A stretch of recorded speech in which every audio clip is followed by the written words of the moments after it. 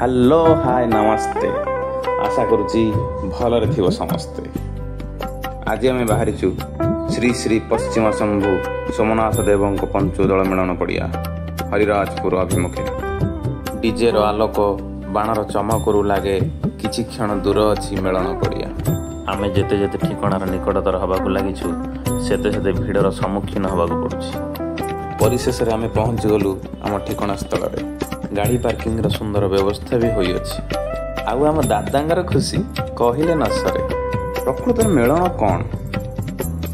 ओडिशार धार्मिक और सांस्कृतिक ऐतिह्य अनेक प्रसिद्ध उत्सव द्वारा प्रकाश पाए। एमिति गोटे अत्यंत आकर्षणीय उत्सव हेउछि मेलन। एही उत्सव विशेषकर धार्मिक अनुष्ठान, अलंकृत रथ और सांस्कृतिक कार्यक्रम द्वारा उद्यापित होइଥାଏ।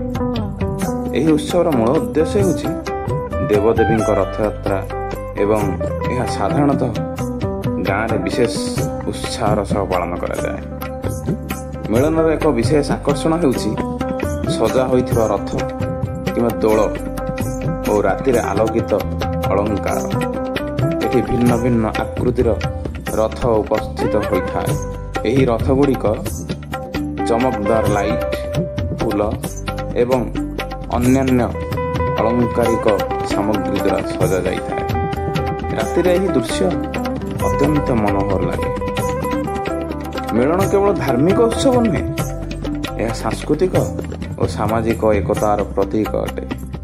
ये संगीत, नृत्य, नाटक एवं अन्यान्य परिवेशित कार्यक्रम होता है जहाँ लोकमानंकु आनंद एवं मनोरंजन प्रदान करे।